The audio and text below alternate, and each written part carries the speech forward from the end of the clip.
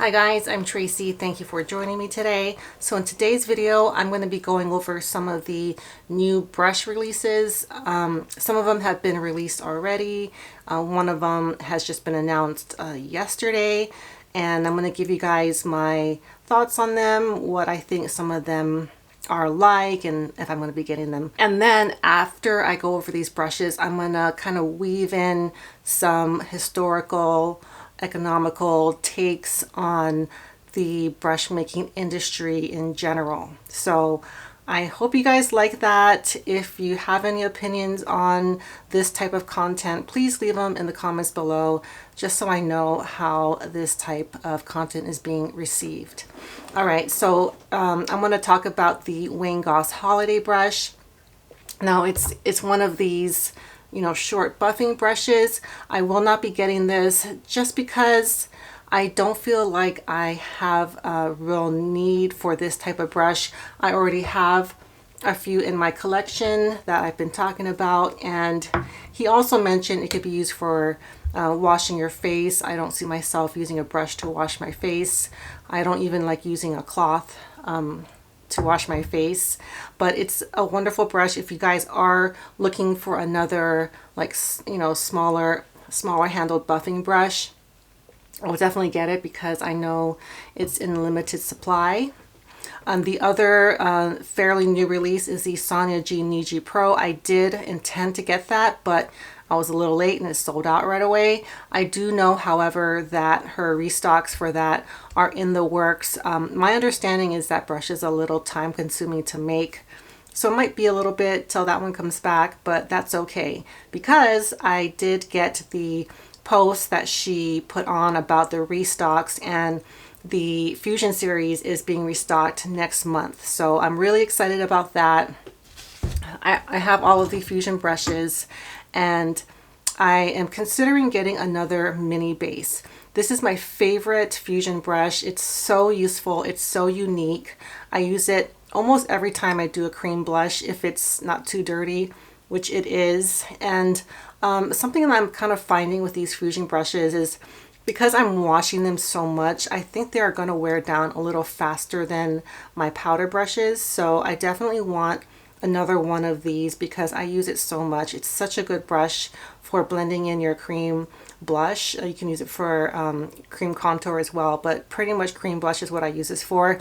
If you're going to get any Fusion brush, I highly recommend this one.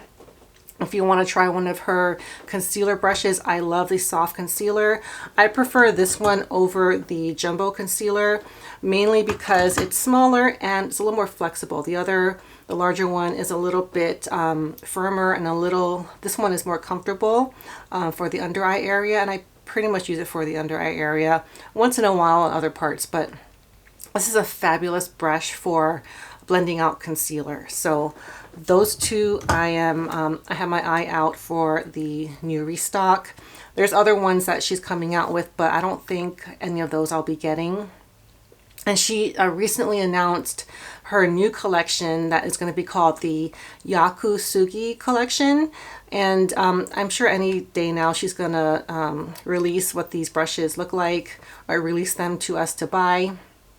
Yakusugi is a type of Japanese cedar wood, so I'm guessing the handles are going to be made out of this material, and it looks like it's going to be a set. I'm guessing some of them are going to be existing brush styles that she's had, and maybe a couple of new styles. It would be amazing if they were all new, in which case I would be very inclined to get them. I have a feeling they will be sold as a set only, which for me, kind of a bummer because I have so many of her face brushes already. I'm not going to buy the set if I already have that style already, but she might offer them in singles, I'm not sure. And I'm guessing it's going to be limited edition, but I'm not sure. So look out for that. So I will let you guys know of any updates on her new brushes. I really wanted to talk about the new Bisyodo release. It's called the Shiori collection. It's made out of 14 brushes.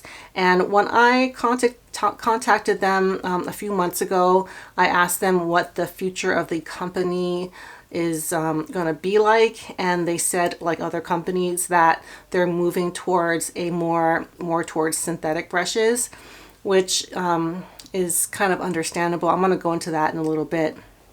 However, I think just recently, they're on Fude Beauty, the Shiori brushes. I believe there are 3 face brushes and 11 eye brushes. I think one's a mascara brush, one's a brow brush, and one might be a lip brush. I'm not sure. But I'm going to try a couple of them. I did notice that they're kind of priced pretty high. Most of them are more expensive than the Cherry series. So I'm not sure if I'm going to maybe invest in a little bit more of the cherry brushes. Some of you guys have recommended some of those that are really good. And I really love my Bisyodo highlighting brush. And for the price and the fact that these are natural hair, this is Sokoho goat hair. I really like the Bisyodo hairs that they use, and they're different from other companies. I'll leave a link to my Bisyodo brand review where I go into more detail. But it's kind of been one of my very favorite brands, and I am looking forward to trying the Shiori brushes, but I'm a little hesitant. I'm not sure how much I'm going to like them, but they did say that they were coming out with a new synthetic brush. I didn't know if that was a new synthetic fiber for the brush or just a new style of brush, but I guess it was both. So this is a new type of fiber as well as new style of brushes, and they look very different from any of their other brushes. They're very beautiful. Their handles look very long, and I believe it's like a midnight blue color, and the hairs are black. So they're very sleek looking. I just haven't figured out which ones I'm going to get. Maybe like one eye brush and one face brush, as long as DD Japan has them in stock. So that's kind of what I wanted to talk about with the new brush releases. Now I want to talk about the kind of state that the brush making industry is in. I'll leave some of my sources if I can find them down below.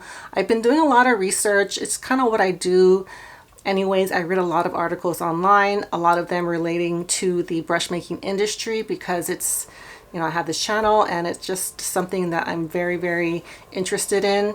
And I was a sociology major at UCLA as an undergrad, and so I see the world in this kind of I guess sociological lens. I like to look into the economic, political, social aspects of things. So I thought I'd give you guys my take on what I think the current situation is with Fude and kind of where it's going. I really debated whether to put this on my channel because it's not the most promising prediction or information, but I do think it's like sort of like an inconvenient truth that we're all going to have to accept eventually. And I think within my lifetime, the brush making industry is going to make some, there's going to be some major changes. These changes are already happening already. So one of the things I've been noticing, what I've been hearing from a lot of the companies and noticing as far as the new brushes being released, is that seems to be the natural hairs are being very difficult to source, if they are being sourced at all. I read an article, I'll try to find it down below, of a small brush maker. I think she's in her 70s now, but she started making brushes a long time ago. I think she makes calligraphy brushes, and she just sells it, you know, out of her home or something. And she says that she no longer can source natural hairs, and that she has a stock, and that's gonna last her into the end of her life. And then she says she's not going to have any hairs. And I have a feeling a lot of these brush houses are also dealing with a similar situation. You know, they're not able to source a lot of these hairs, and I believe a lot of that is because these hairs are mainly coming from China. Now, looking at the kind of like historical relationship that China has with the rest of the world, and or I guess how Japan has kind of been functioning for some time. You know, once World War II ended and they were able to trade with the, you know, Western world, a lot of Japanese made products they're made in Japan, they're crafted in Japan, but a lot of natural resources are imported from other countries. Japan is not very rich with natural resources. They don't have, oil, fuel. They've been using nuclear power, which is turning out to have very negative consequences. And so they import their hairs mainly from China. Now, as far as like the place that China has in the world, it's changing very quickly. So let me do a little bit of history, and maybe this will kind of make a little bit more sense. So Fude originally, makeup brushes that are considered Fude originated from calligraphy brushes. Now, calligraphy was invented in China many years ago. There is an article I read that there was a calligraphy brush excavated from a site, I think it was in a tomb, and that brush was dated to be from 2000 BC. So we're looking at over 4,000 years old. This art is very old. In fact, I don't think Japan even really existed yet. It was, not inhabited by the people that are now considered Japanese. It's just very, very, very, very ancient craft, and that eventually came down through the Korean Peninsula to Japan, and Japan started incorporating calligraphy into their culture. In fact, before the end of World War II, all school children had to learn calligraphy as part of their basic education, and maybe continuing after, but I know now it's not one of those required skills to know. So it was a very big part of Japanese culture. Now, as calligraphy became less popular, now that kids don't have to learn it in school, the demand for calligraphy brushes went down, as well as some of the other brushes used for maki. They used like this gold flakes to put on, as decor, and they use brushes to do that, I think. And anyways, the Fude brushes were made originally for many other tasks, not makeup. It wasn't till the 80s, I believe, where brush companies started producing cosmetic brushes and importing it to the US and to Europe. And I believe Hakuhoto was very instrumental in getting that process started. There was an article I read about the head of Hakuhoto going to New York, making an appointment with a cosmetic company, selling them a few hundred brushes, and then that company put an order in for thousands more, and that's kind of how that started, because there was such a great demand for these high quality brushes. Now, right now, the current economical and political climate of the world is changing very quickly. Now, China is in line to be the next world power, taking over the US. So for a long time, the US was at the top of the GDP ladder. Then came Japan. I believe next was Germany, and then the UK. Now it's the US with China trailing behind. And it's just a matter of time before China overtakes the US as far as having a bigger GDP. So China's middle class is actually just as big as the entire population of the United States. So the United States has approximately 330 million people. China has at least 1.4 billion people in their country. So they are definitely, and also the land that China occupies is very rich in natural resources. In fact, they supply many industries with natural resources, and animal hair is just one of the many things that China supplies to the rest of the world. Now that China is becoming more of a world power, I think a lot of those trade agreements and things like that are going to change. So China, I think, is pretty close to the point where they don't need to export their hairs for Japanese to make them and then sell them internationally. They have more than enough people to make these products. They should have the knowledge because calligraphy brushes were invented in China. And I just think it's a matter of time before they're able to produce the same level of quality that the Japanese brushes are now making. So I do think that kind of puts the Japanese brush makers in a predicament where they have to figure out how they're going to supply their customers without getting these natural hairs. I don't believe they are in a position where they could, find the animals. I believe most of these animals don't even live in Japan, and they're going to have to develop hairs that are very close to natural hairs. It also seems like, I can't confirm this as fact, but it seems like a lot of the Japanese brush houses are kind of like in competition with each other.